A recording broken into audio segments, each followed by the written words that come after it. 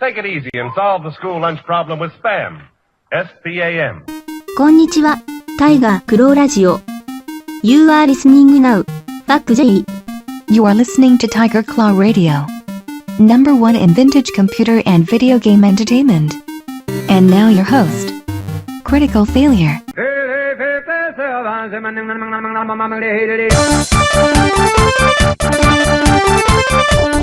What's going on, everybody? Welcome to Tiger Claw Radio. This is the 262nd installment of TCR. 10 years on the air. Can you believe it? It's been 10 years. Whew. This week, this is going to be a really, really good one. The Summer Chiptune collection over at Battle of the Bits, Summer Chip 8, has been released. I got a copy of it. We're going to dig into it. We're going to listen to some tracks. I got some van casting. I got a little of this.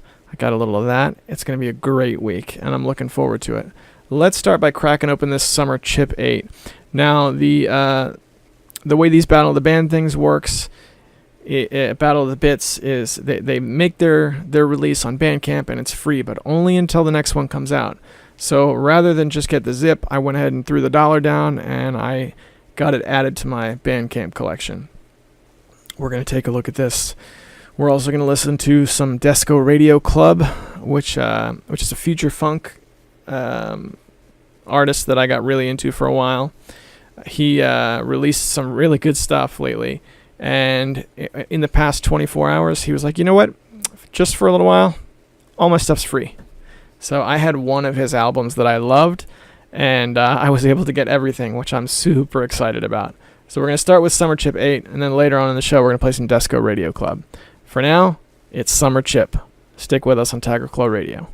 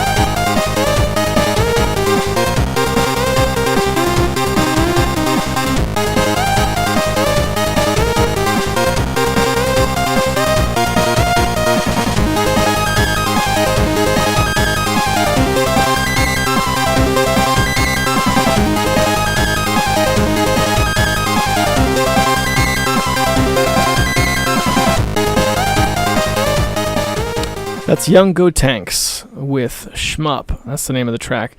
And that's off of Summer Chip 8. By the way, there was some contention over how many tracks are on this thing. I think last week I said it was like 50-something. It's 40 even. 40 tracks on the Summer Chip 8 collection.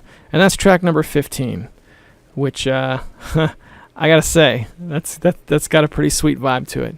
It's got a very arcade stick, top-down, maybe a ride-in kind of game, shmup feel to it, which is pretty awesome. You nailed it on that one, my friend. All right, that said, let's go to the van, boys and girls. This was a good week for van casting. I felt like I had some good stuff. So we're going to go back to the beginning of the week, like we always do, and we're going to see what's happening early in the morning out there in the real world. You're listening to Tiger Claw Radio. Morning, everybody. It's the Vancast. It's Monday morning. Jeez Louise. Back to work. After Thanksgiving, going back to work. I'll tell you what, as soon as Thanksgiving came and went, we went from 0 to Christmas in like 10 seconds. Christmas carols came out. We got the lights up in front of the house. We went out and got the tree. We got the tree decorated. We got all of the Christmas things. It all went down in one day for us this year. And typically, we're the kind of people that drag our feet. So when Christmas comes, it's like, well, today we're going to put the tree up. Tomorrow we'll put the lights around the room. You know what I mean? But no, not this year. This year everything was put into place very quickly. Which, it's a good thing. The kids are just about that age where this kind of thing is really important,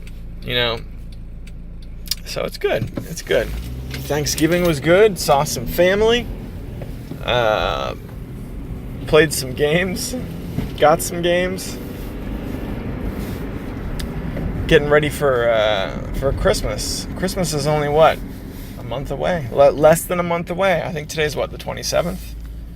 Today is the 26th. So, yeah, it's a month away. My goodness. And then it'll be Christmas again. MagFest is getting closer as well. MagFest being the first weekend of January. Every year when I go, I always get some new Atari games. So I spent some time opening up the drawer and just taking stock of my Atari collection. I really want to get Adventure for the Atari this year. That's a game that I've wanted, but the price is a little higher than I'm typically willing to pay for an Atari game. I usually cap out at $5 a game, and that one goes for $10 or $11. But I decided this year, if I see a good copy of Adventure, I'm going to go ahead and pick it up, bring it home, and add it to the collection. I like the Atari, and that's a game that I've seen around quite a lot that I want to try. It's on the Atari Plug and Play. I got an Atari Plug and Play, a few months back from the thrift store, and it seems like a really good game. But something about the Atari Plug and Play, I don't want to experience it for the first time on that thing. So I tried it just once to see if it was really something I wanted, and it was, and then I put it aside. All right, we're going to play this again on a real cart on my actual machine on a CRT. And then I'll be able to experience Adventure the way it was meant to be.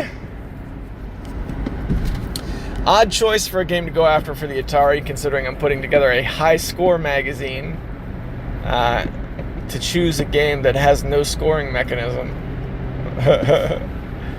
But that's me, right? Everything's just a half a beat off.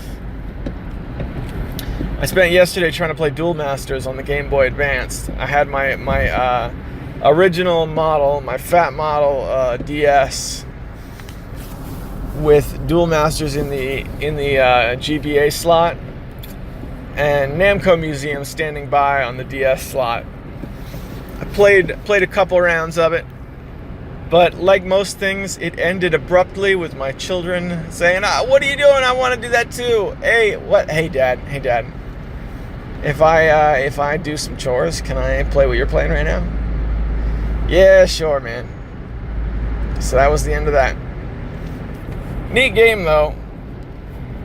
I'm starting to get the hang of the battle system a little bit better. Like I had previously just been kind of muddling through battles, trying to get a hold of it. Now it's making more sense. My only real problem with it is that when you're looking at the card field, right, the playing field, and you want to get a zoom in or a description on a card, you press, I think it's either select or like L or something like that. You press one of the buttons to see the close-up of the card, and it has to load. It has a bit of a lengthy load, to the point where I find myself reluctant to get better descriptions of the cards. So that's somewhat of an obstacle, like a real practical obstacle that makes it hard to play. But apart from that, it's been going well. Playing Duel Masters on Game Boy Advance. Let's see.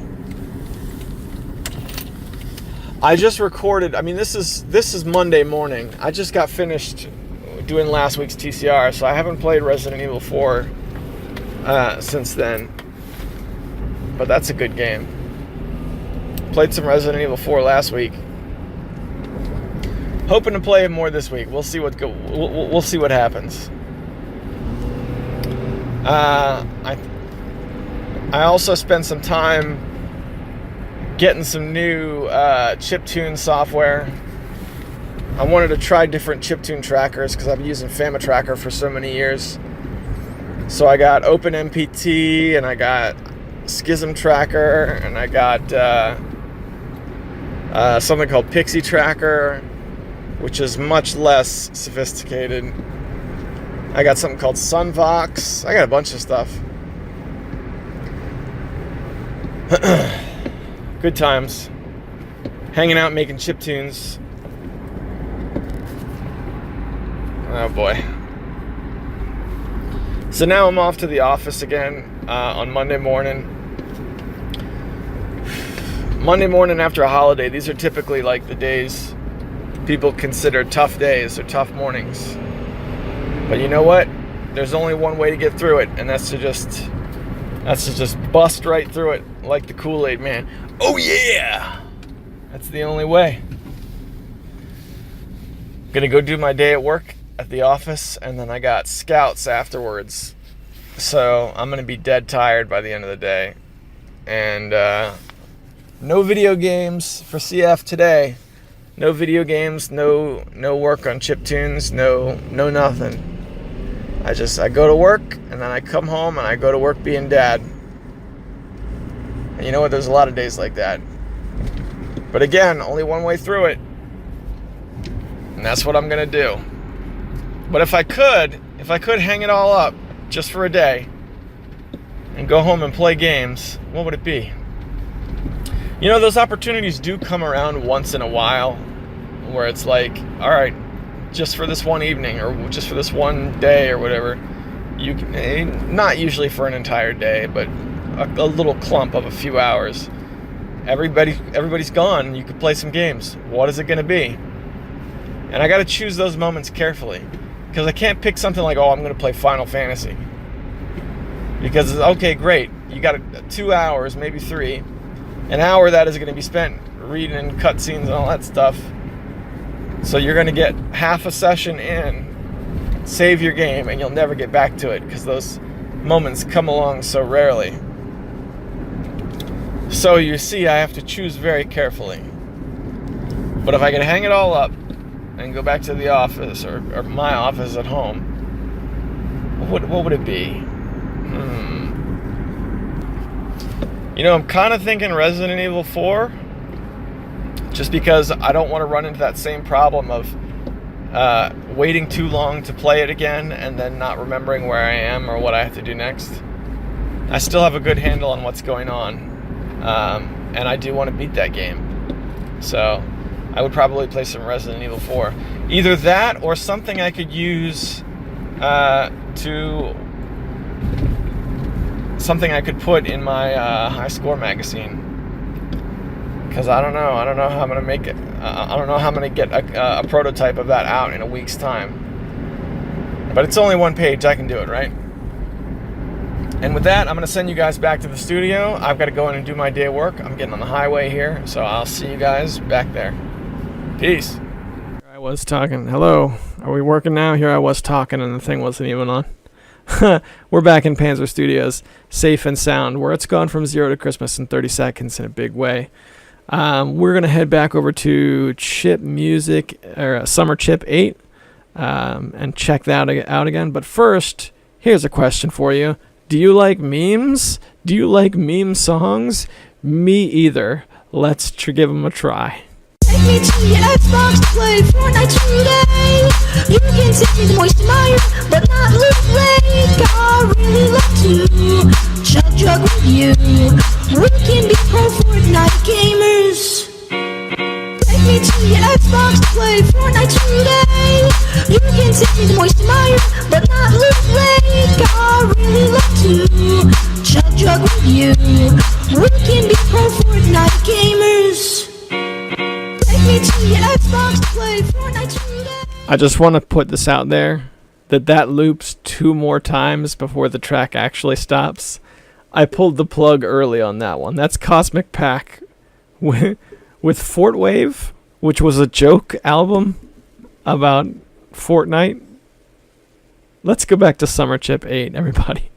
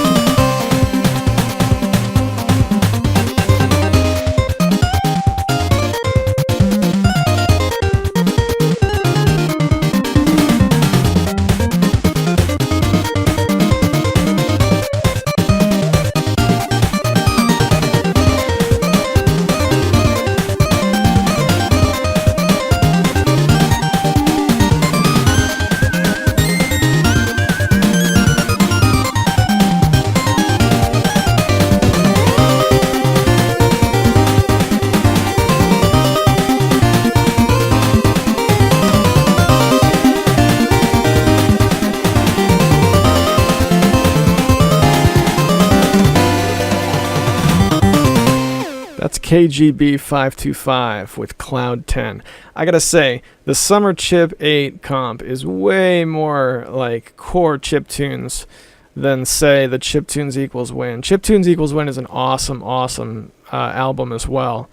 But that one's more chip synth, and this is more strictly chiptune, I would say. And it's been pretty great. This is Roots chiptunes, guys.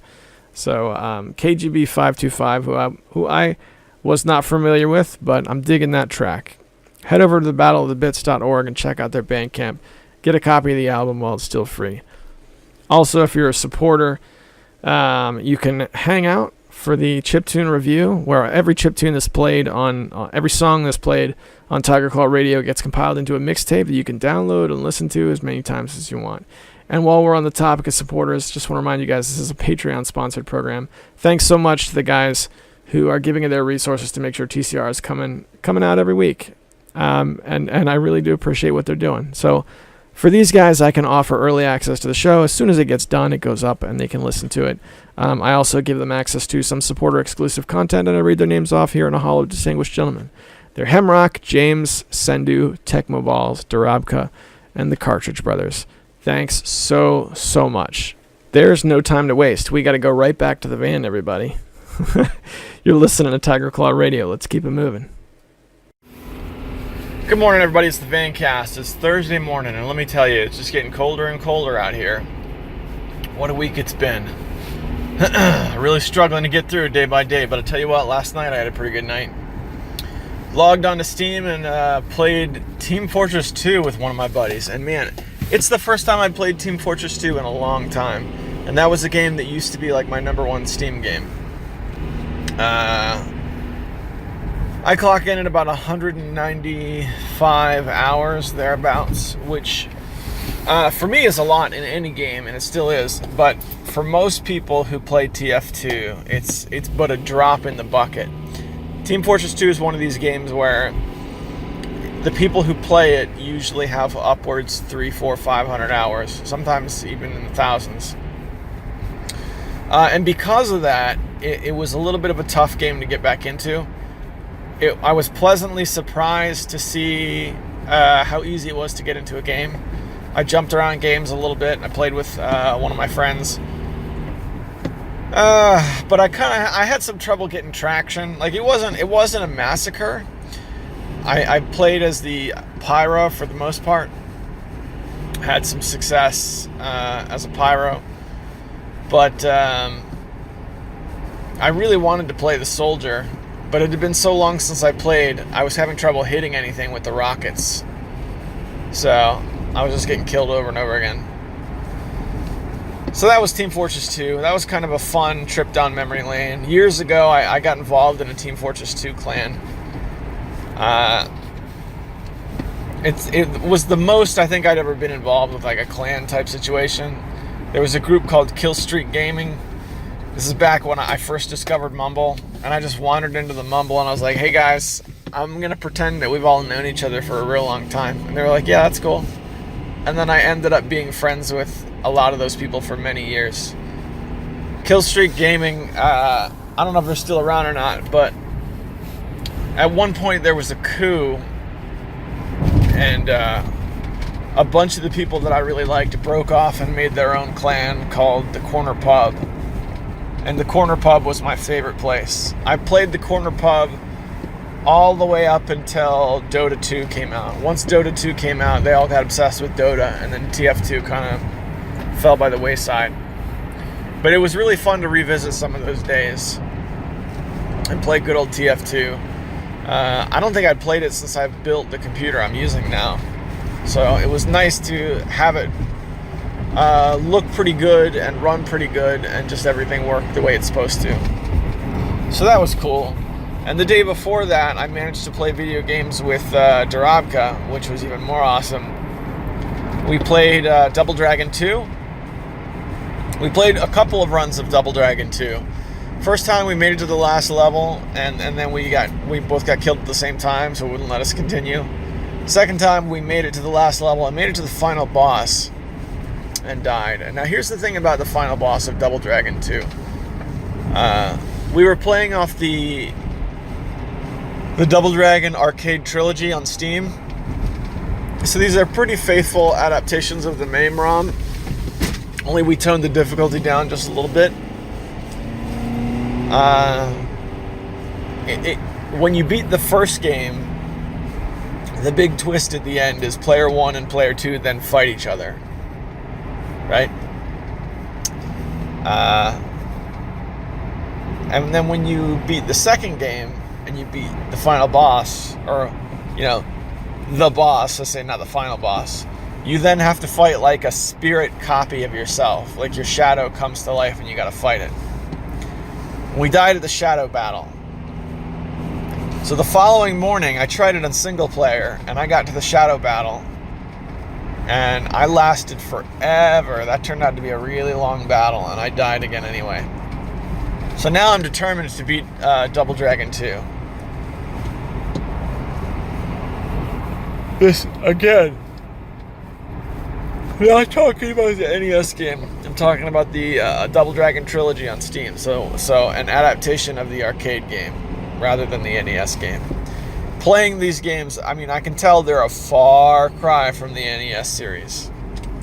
The whole NES series of Double Dragon games I always saw as like original games that happen to be based on the Double Dragon franchise. Hang on a second.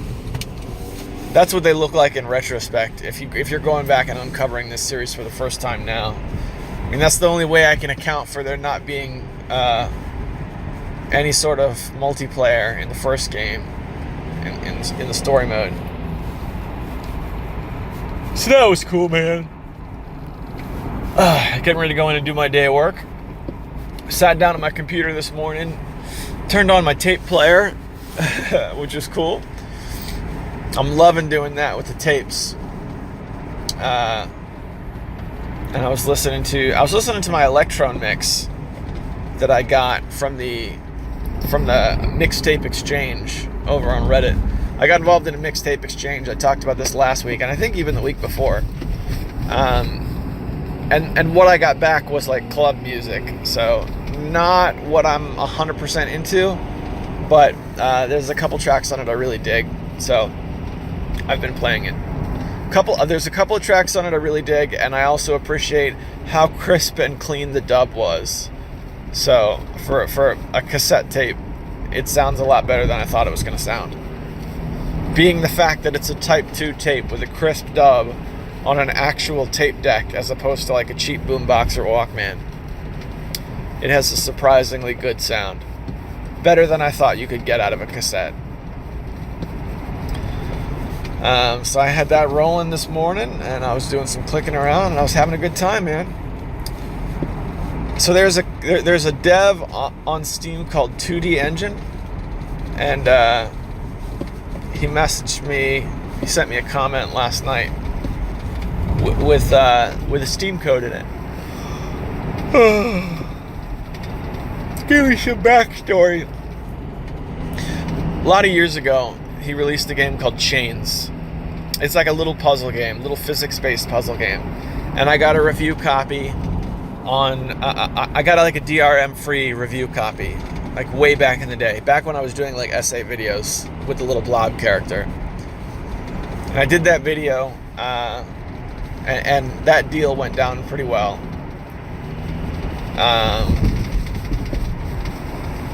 It was just a DRM-free copy of the game, so I didn't feel like I was really getting something out of it. Because especially at that time, I was totally invested in Steam. That was when Steam was like a brand new thing for me.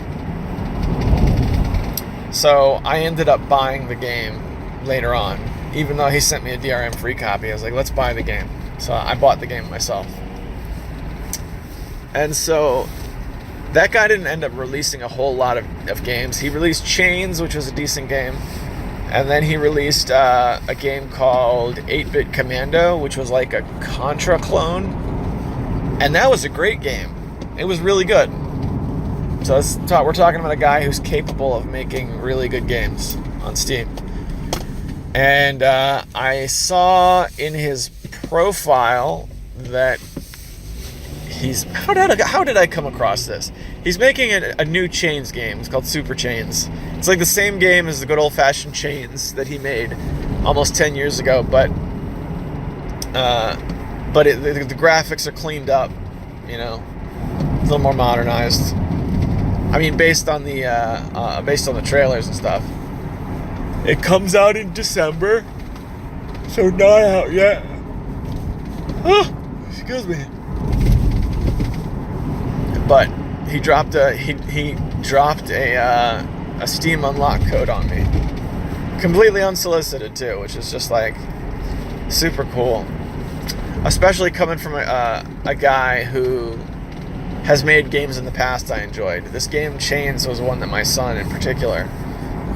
He's 9 now, but he was younger and more impressionable and really ready for that kind of game at that time. So Chains was a game he locked on, and that was like a favorite of his.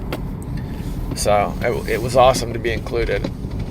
I pulled the unlock this morning, and it said the install failed for some reason. So I wasn't able to install it and try it. But I'm looking forward to that. We'll see what he's able to come up with. All right, hang on a second. I'm having problems out on the road now.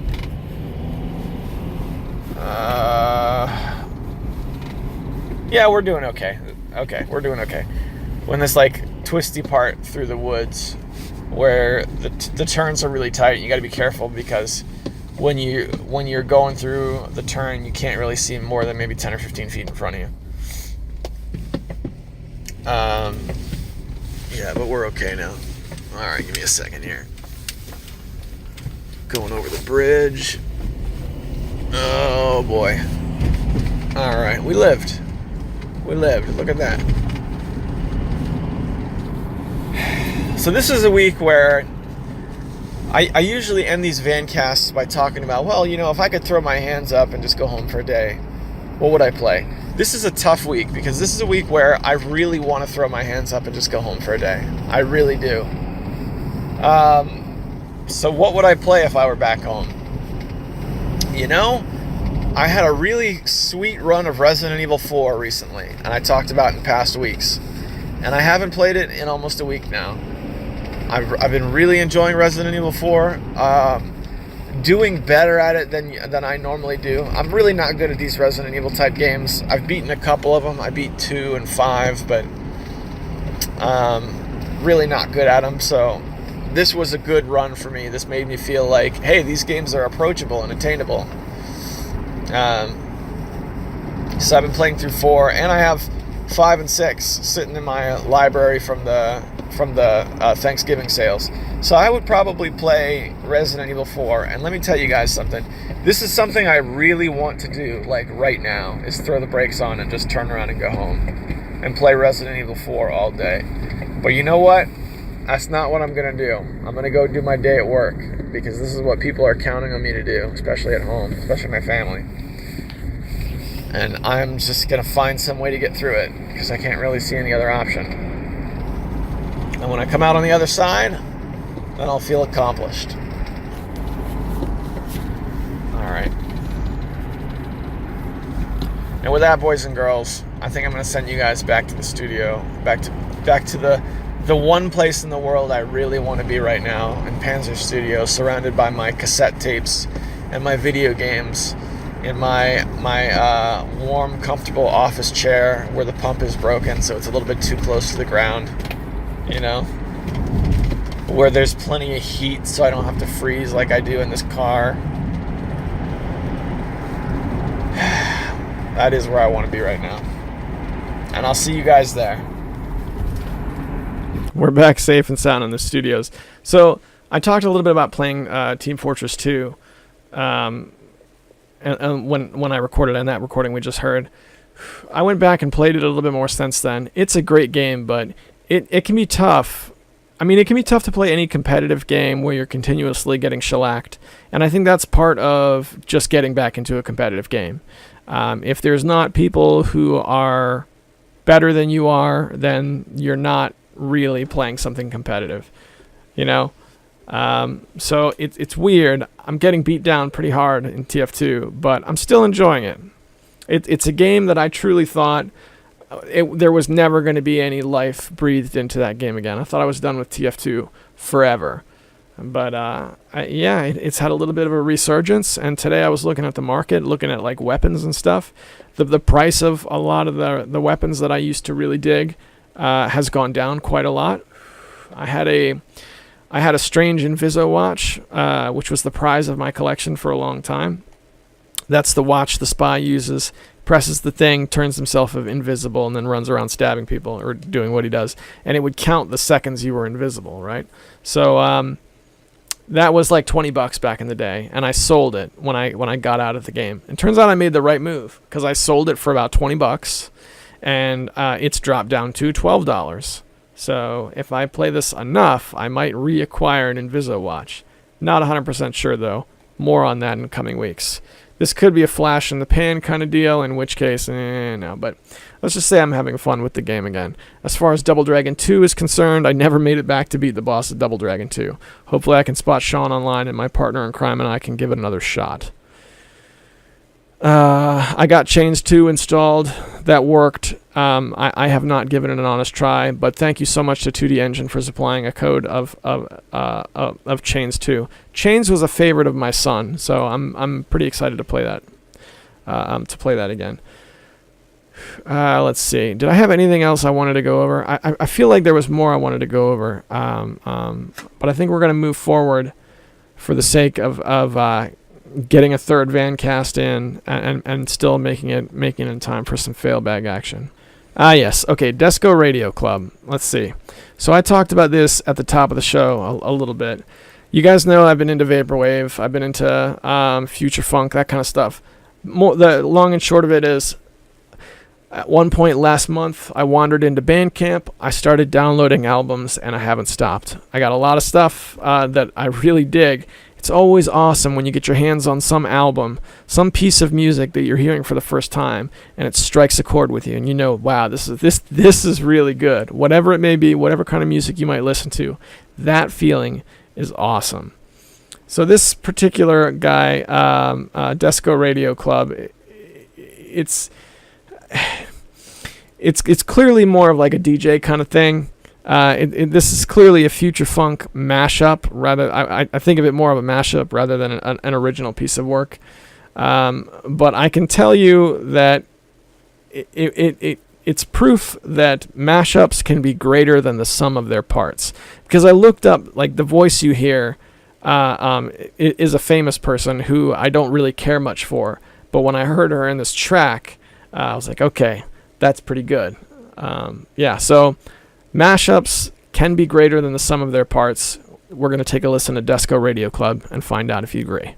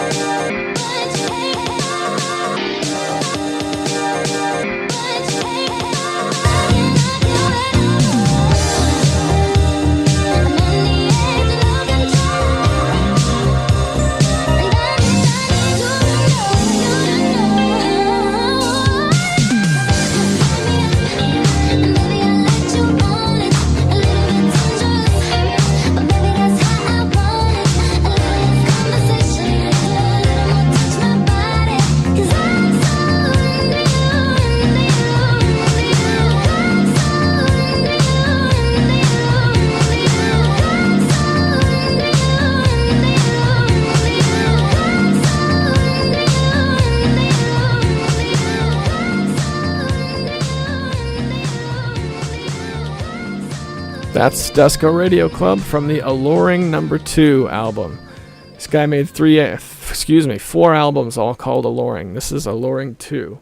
And it's the second track. I can't remember exactly what the name is, but it doesn't look like something in English. Let's see. Now I'm curious. Now I gotta see what it is. TCR review. Yeah, this is the folder with all my songs from the last several episodes. Lascivia?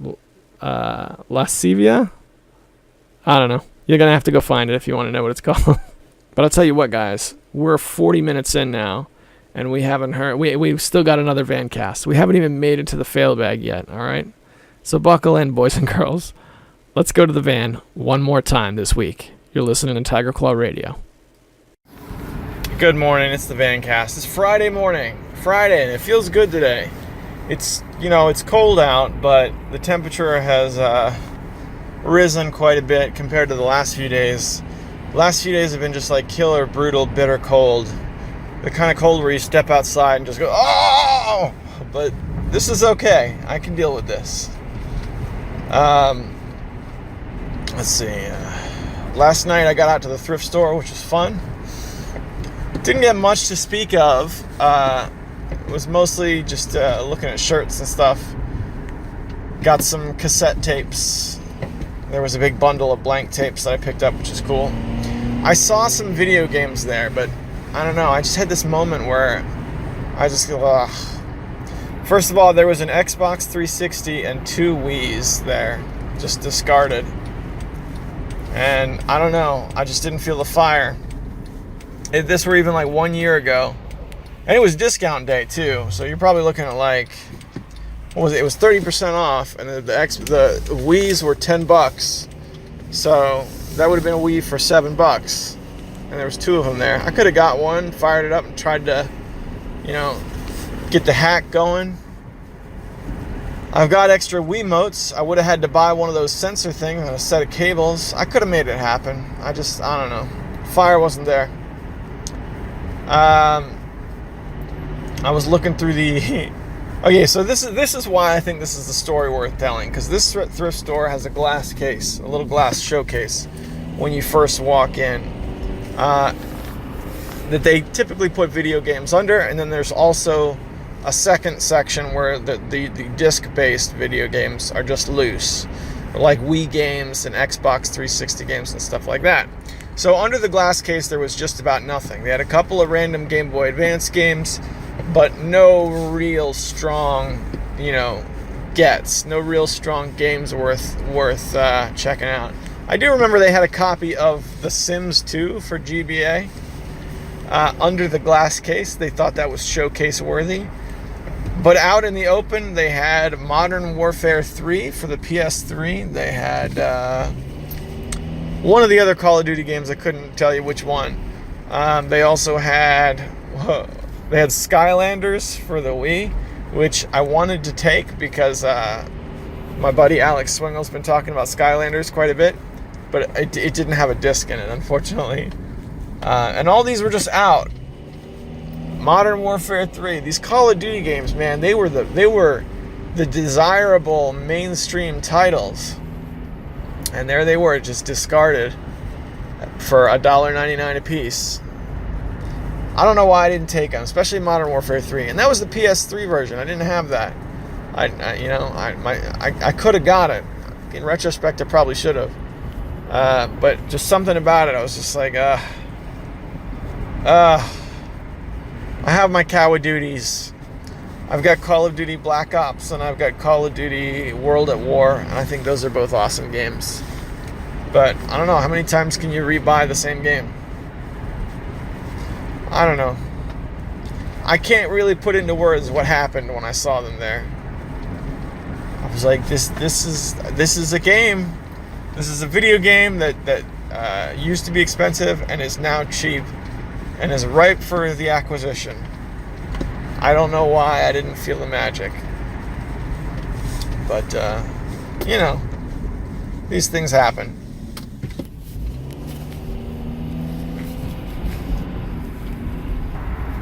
Maybe it's because my PS3 is like set up in the family room where all the kids gather around. so I can't really play a violent game on the PS3. Not at the moment.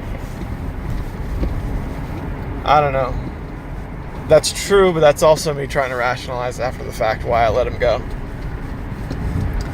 Maybe I'd just rather order a game at regular price, a game that I really want. You know what I mean? I've got some NES games that I decided I wanted that are not killer expensive. But, for example, I used to own the NES version of Burger Time, right? That's not a super rare game. You got to pay for it. It's like $11 or $12 if you order it off of eBay. But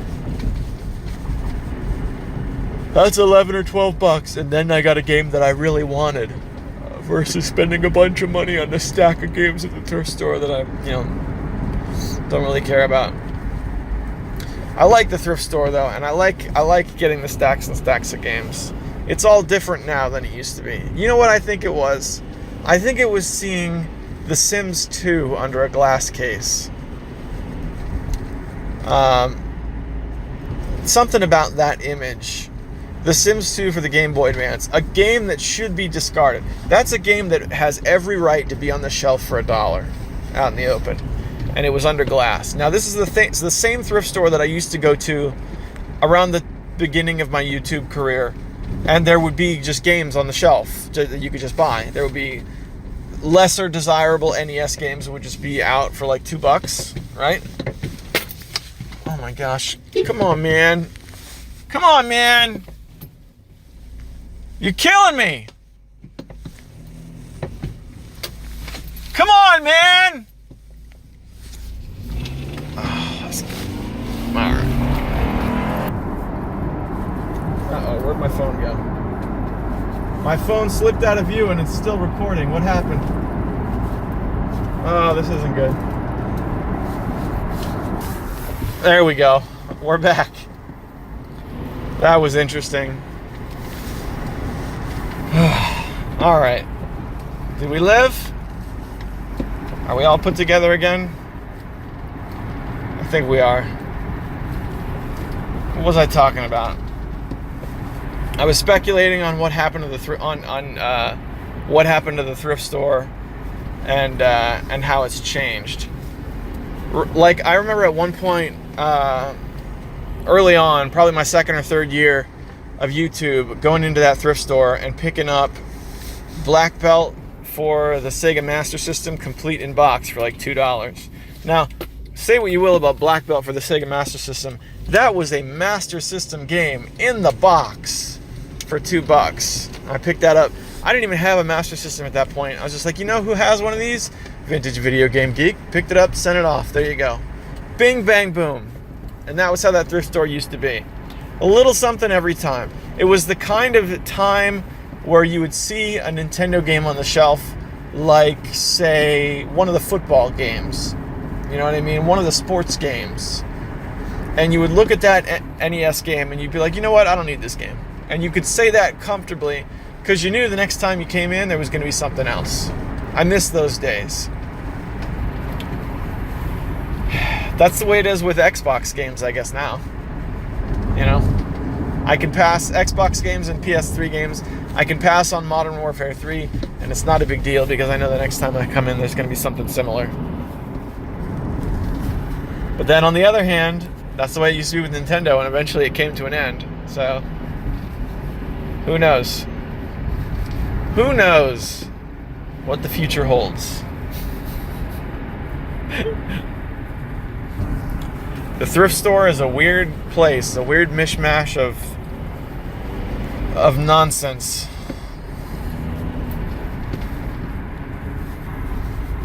But you know what? It was just good to get out there, you know, go through the stuff again. And it'd been a while since I made it to the thrift store. Being more into like music and stuff, I got to look at the audio equipment. There were a couple of old stereo receivers, like an old boombox from the 80s that I loved. I loved this boombox, but I didn't have a place to put it, so I didn't take it. I like the old 80s style, like Ghetto Blaster type boom boxes, where the speakers are like hooked on right and left, but you can disconnect them. And then you have like a center mast that's just a tape deck and an FM radio with speakers connected by wire. I like those. Couldn't quite justify it though. It also didn't have a power cord, to be fair. So this would have been one of those things where like I wasn't just buying a stereo, I was like committing to restoring a stereo, which I couldn't do at this point. Steam sales are also coming. I mean, we had the holiday, we had the Halloween sale, and we had the Thanksgiving sale, and between those two together, I acquired probably like 30 games, you know, a lot, and the winter sale hasn't even got here yet. Alex Swingle tipped me off that I should buy Kane and Lynch 2 on Steam, which he says typically goes down to like $2 or something. I can't remember what the number was, but he was like, yeah, this goes down to a price where it's easily acquirable.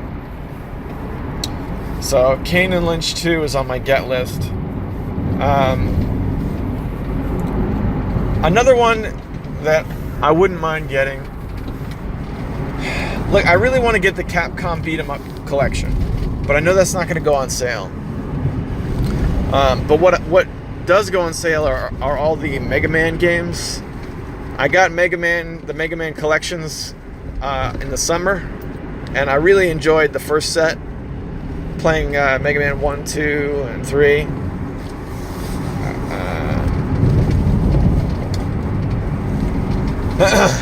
I have more of those games. Like I have 1 through 8, and there's a lot more I haven't played yet. But at the same time, I remember playing Mega Man X when I was a kid, or when it came out. I kind of want to have the Mega Man X collection as well. And I know when that goes on sale, it's like $15 or something, which is a decent bit of currency, but not too bad. Oh my goodness!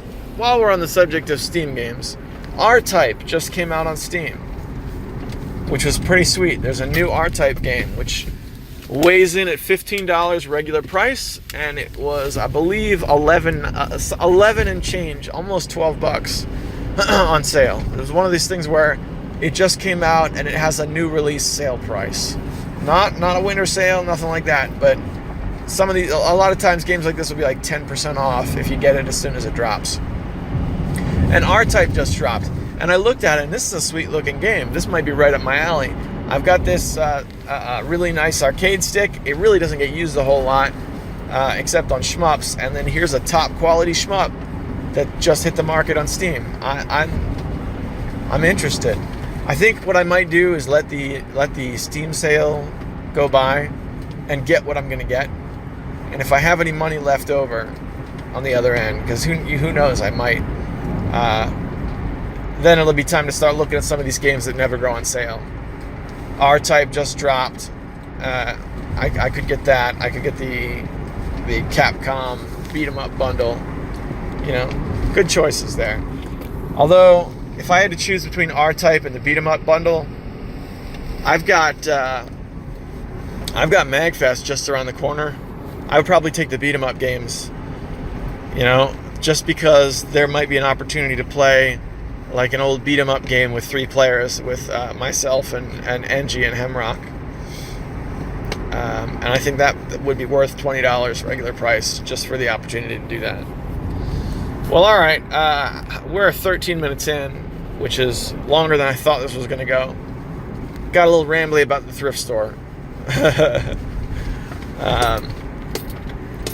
So what would I do if I were back home? And let me tell you, it's Friday. This has been a long week.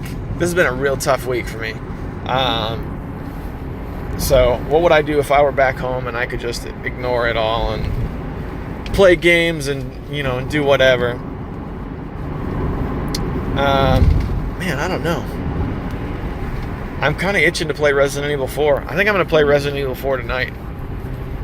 Tonight's the night I sit down and put together TCR for the week.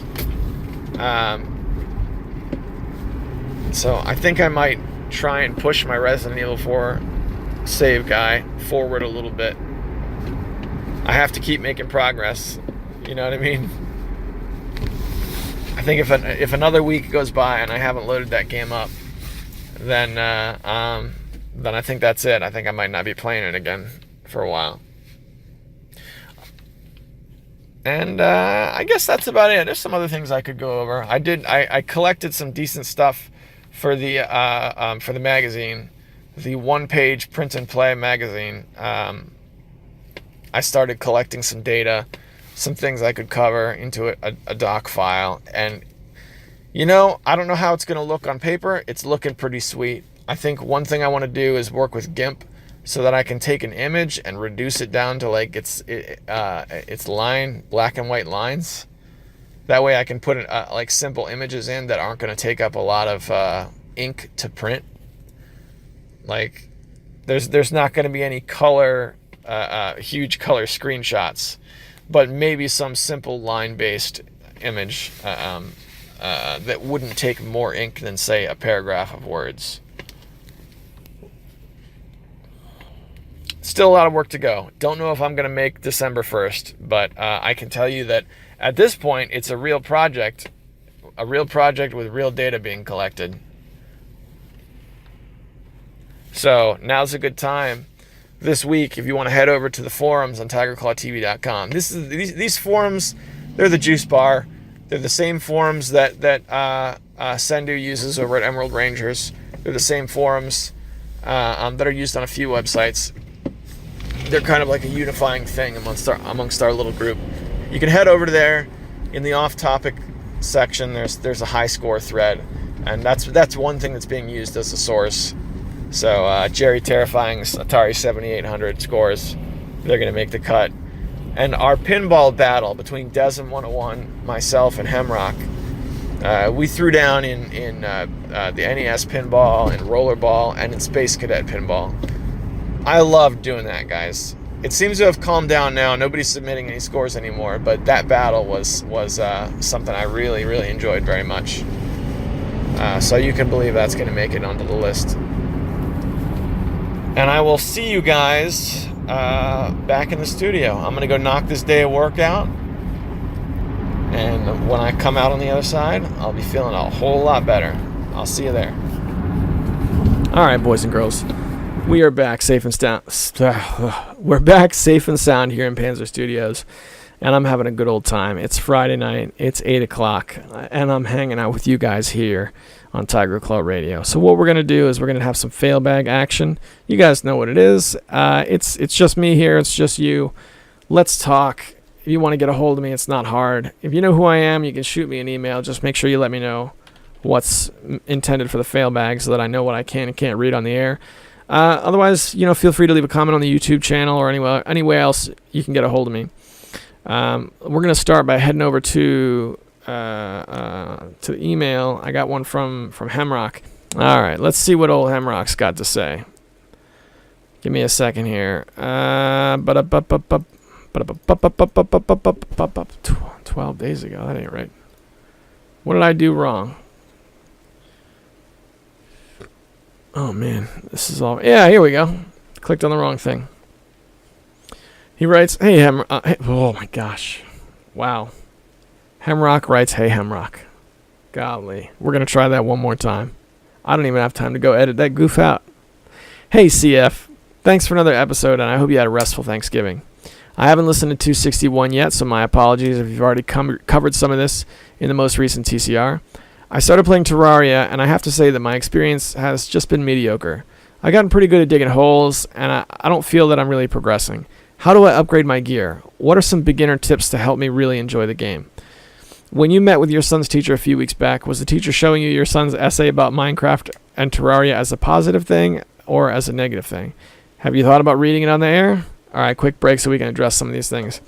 It was a positive thing because the point of the essay was write something where you compare two things or have an opinion, and he was able to complete the assignment in a cohesive manner. So he did his assignment just fine.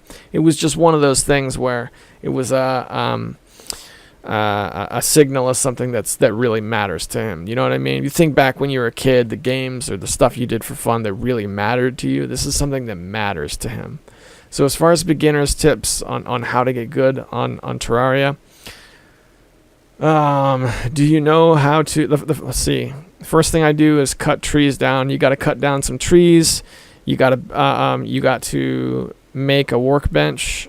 And then once you make a workbench, you'll notice that when you're next to it, you can craft more things. That's the goal. Then once you got a workbench, then you can craft, an oven out of stone, and then you can craft, and so on and so forth. You also have to be able to make houses.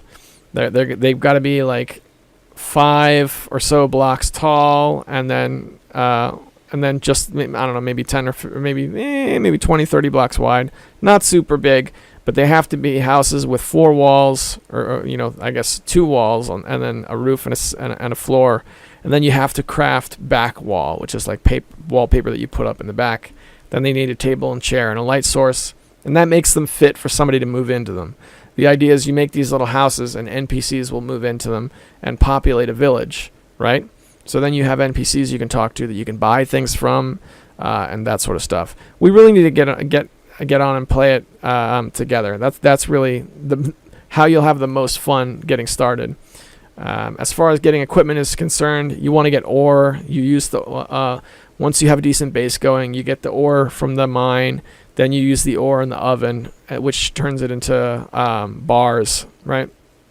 And then eventually you can build an anvil. And then you use the ore, you use the bars on the anvil, and to make weapons and stuff, weapons and armor and that sort of thing. Alternatively, you can make lower grade armor, like starting armor, out of wood and cactus if you can find it. I think you can do those on just a plain old workbench. But a lot of that stuff, we can do relatively quickly, especially if we can tag team it. One thing I'll say is you don't want anyone to give you equipment for free, especially if it's your first playthrough. Because if it's your first playthrough, it's like, oh man, I got some better armor than that. Let me just drop it right on you. You take the equipment, and guess what? You just ruined the game. You ruined the progression of the game. It happened to me before. So we'll play sometime, and I'll start a brand new character at the same time as you so that we can progress at the same pace. It's a good game. I promise you it's a good game. We just need to play it together. Let's get back to the email. How do you go about making old school mixtapes? Do you have a USB tape recorder? Okay, quick answer for that. I don't have an old school tape recorder. I had a crummy boombox. I've got a couple of crummy boomboxes in the house. I played with them to figure out which one gave me the best mix, and that's how I did the one for my mixtape exchange. I have a real tape deck, like from a long time ago, like the kind you would hook to a stereo receiver for like the hi-fi stereo system. And I have one of those hooked into my computer so that I can do my mixtapes that way. But in order to do it before, I had to make a CDR and then burn the CDR, then use the CDR to make the tape. And hopefully now I can just cook it right up. So yeah, there will be a video about that. Don't worry. I made a video about the mixtape process, or I recorded video about the mixtape process. I just have to edit it together into something cohesive. Let's get back to the email. He says, drove about 10 hours to the in-laws Thanksgiving holiday. Apparently Hallmark made-for-TV movies are a thing in this household. Have you ever seen one of those? If not, consider yourself fortunate. Thankfully, I just so happened to bring my laptop on a trip and was able to play some Civilization 5 on the couch, while the Hallmark movies slowly eroded my soul. Civ 5 is a great game, by the way. Yes, it is. On that drive, I got to listen to your chiptune mixtape for supporters. I really enjoyed it. Awesome. Glad. The mixtape and the supporter-only episode of TCR where you talked about future ideas for the show have been my favorite bonus content. You specifically asked for feedback in this chiptune review. For what it's worth, I'd rather you announce each track with the name of the title and artist, and maybe a few sentences about how you came across it as opposed to just stringing the songs together. Okay, point taken. I'll do that. It's easy enough to do. And he writes, how's Duel Masters treating you? It's good. It's good. I'm still not great at it, but I get how the game works now. Okay. And he writes, I looked up Duck Game on YouTube. I'm looking forward to playing it at MagFest. It looks like a 2D Smash Bros. With guns. It reminds me of Super Mario War, which was a fan game back in the day. Ever heard of that one? Looking forward to the Ouya review. All right, quick break so we can talk about Duck Game. Here's the big difference between Duck Game and Super Smash Brothers, okay? Duck game matches last a very short amount of time, like 30 to 60 seconds is a long match in duck game, because you pull out your gun, you got one shot, and the duck is down. And it's designed to go right into the next map, and the next thing is really short as well. Whereas Super Smash Brothers, they have the percentage health system so that the matches can drag on a few minutes, and then you time it, and as soon as somebody dies, they come back in. I also have... Are we working now? Hang on, boys and girls. We had some technical difficulties. Something happened to the audio. I could see in Audacity, everything just started peaking really hard. Yeah, so I also have a game called Rivals of Aether, which is more of a direct clone of Super Smash Brothers that we can play at MagFest. I think that'll also be a lot of fun.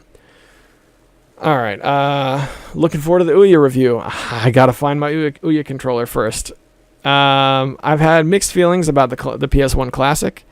The short version is that I'm not going to pick one up, at least not for a while.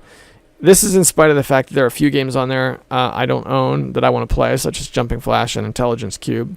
But at the end of the day, I own the vast majority of PS1 games that I desire, and I don't want one more video game box that I can keep track of. There's already 5 consoles next to my TV, and that's with some of the consoles still in my closet. I'm not a huge fan of the PS1 Classic controller, and I don't want to be limited to one save slot. If you already own the games, the Classic controller itself does not really offer you much. Yeah, I know I can hook up an HDMI port, but it doesn't upscale the graphics. Emulators have been doing this for years. It just seems like laziness on the part of the developers. It's really sad how Sony missed a great opportunity. They should have come out with a console that not only has built-in PS1 games, but also has an online marketplace, just like the PSN, that allows you to buy more retro titles. Sony already has over 200 PS1 games on the PlayStation Network. Why couldn't we just have access to those?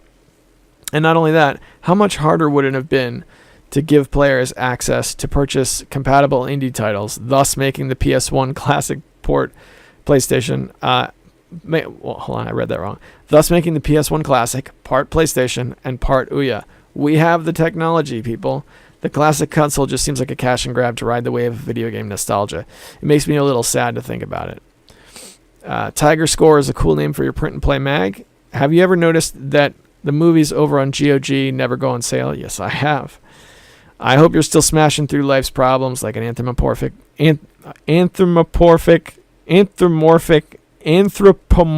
there we go, picture of Kool-Aid. Wow, I had a hard time with that word. Anthropomorphic. Keep rolling retro, Hemrock. Hemrock, my man, it's always good to hear from you. Let's talk about the PS1 Classic just for one more minute. Your suggestion about why can't we just buy games from the PSN and play them on the Classic? I completely agree with you, 100%. But didn't they do that already in the past? Isn't that what the wasn't there like, what was it called? Like the Vita TV or something like that? During the lifespan of the Ouya, I'm pretty sure they had some $100 console that was exactly that. You could buy some games off of the PSN and play them on your TV. What was that called? Sony Vita TV, something like that? I think that was it. Yeah, PlayStation TV, abbreviated as PSTV, known in Japan and other parts, is a micro console, a handheld variant of the PlayStation Vita game console. It was called the Vita TV. And you could download PS1 games from the PSN and play them on your TV. And it was, let's see, $150. So it was a little heavier in price. But an official Sony micro console. It's pretty sweet, man. Pretty sweet indeed. It's not around anymore. Actually, I'm going to look on eBay right now, and I'm going to see how much one of these things costs. I bet it's a lot. Vita TV. All right. We're loading, boys and girls. I know this is the awesome part of the show where you listen to me. Okay. Sponsored. PSV, PlayStation Vita TV. Now, I'm unfairly looking at the first one that pops up, and it's $179, but that's from Taiwan. Okay, what's a real one look like? Okay. $150, $130 plus $20 shipping, $200. It's a lot. A little bit more than what it used to be when it launched. Pretty sweet console. Problem is, once you start pushing $200, it's not a micro console anymore. Might as well just buy, an Xbox One or something. I think the micro console is a real opportunity to make money. I just think, I don't think these companies are able to make something that's $100. They just can't do it. The Ouya had a lot of problems, but it came with a controller and it was $100, and that was truly the only thing you needed to buy to play this thing was $100. Then you had the system, you had the controller, and there was free games on it. So there you go. Any one of these companies, if they did the same thing, it'd be $100. You'd get the console. You wouldn't get a controller. The controller would be $50, and good luck getting. You'd also have to get some games with it. So I don't know. I think the major companies are too anti-consumer to be able to pull it off, but I'm still holding out hope. Hemrock, my man, always good to hear from you. Let's head over to YouTube and see what kind of comments we got. Perfect. Okay, Mecha Menace writes, perfect reading of hype. If I do run across something like the Akai for $10, I'll let you know. You know what, my man? I actually worked it out with my wife, and we got our hands on the Akai 20-some-odd keyboard. It's put away for Christmas, but I do have one now. So I would imagine that the chiptune album is probably going to take shape and in January. So keep an eye peeled for that. I'm much appreciated, though, man. I really appreciate the offer and to keep your eyes peeled and good looking out. That's very cool, man. Thanks for writing in again. It's always good to hear from you. Desm101 writes, I use an Axiom Air 32 MIDI controller and it works pretty decent. I used to have a 49-key Radeon that was good, but it was really big and my cat jumped on it from time to time and busted the USB port from knocking it over. That sucks. So sorry, dude. That's one thing about not ever being able to have a pet is I don't have any stories about animals destroying property. Yeah, because I'm a 49 key. I'm looking at the space I have now. 49 key is still not huge. I mean, it's big. It's a keyboard, but that's what, half size. A full keyboard is 88 keys, so it's about half size. Take a little 20 some odd, and then that's twice that. Yeah, it's pretty big. That's more than I have space for. Yeah, that would be pretty sweet though to have one of those. Deza, my man, good to hear from you again. Still waiting on that album. Death Adder writes in, I still remember being wowed by the arrows arcing. Hold on a second. You know what I'm going to do? Bear with me, Death Adder. I'm going to hold down Control, scroll up, and it blows up the size of the browser. So I can make the letters real big and easy to read. Death Adder writes, I still remember being wowed by the arrows arcing in the air and sticking to the ground in Turok and talking about it at school. Congrats on 10 years of Tiger Claw TV. I discovered your channel in 2010 after your appearance with King Jerry Terrifying. I was like, this talking rock guy seems all right. I'm listening to this on my laptop, so I Googled that liquor store out of curiosity. On the Facebook page of one of the comments is bring a gun! ! And all. Lol. The PS1 Classic is hilariously bad. I've added 5 more great games. And then I'd have added 5 more great games, and then maybe 20 more fluff games, and then one controller with dual analog sticks but no rumble, and have the price point be $69.99. $99.99 to play Jumping Flash and not Twisted Metal. Yeah, let me camp out of the Best Buy to get that. I agree with you. Actually, you know what? While we're on the subject, Death Adder, I want to see what it actually costs for a straight-up copy of Jumping Flash. I know it's not cheap, but if you're buying this thing just to play Jumping Flash, let's see, Jumping Flash 2 is $45. What's the original? There's the original Jumping Flash for $35. You get the long box. The long box edition of Jumping Flash is $100. It's the same price as the PS1 Mini. Just get an authentic long box edition of Jumping Flash. Maybe it's time for me to get one of those Holy Grail games I used to talk about. Maybe the time has come. I don't know. We'll see. Probably not. Actually, I'm pretty sure not. But that's my suggestion to you, man. And with that, whatever has brought you here 1 hour and 14 minutes in, thanks for spending your time here and hanging out and talking some video games and talking about some music and some thrift store stuff. It's been great. This is really something that I still enjoy doing after all these years. So thank you for being a part of it. Time, as they say, is the greatest currency, so I value what you spend here. And whatever you're doing when you're done with this, whatever you have to take care of this week, I want you to know that I'm rooting for you. Because when you come out on the other side, like I have this week, this really tough week, it's the only way you're really truly going to feel accomplished. And I want you to experience that. So, do your best. I'm rooting for you. I'll see you next Monday.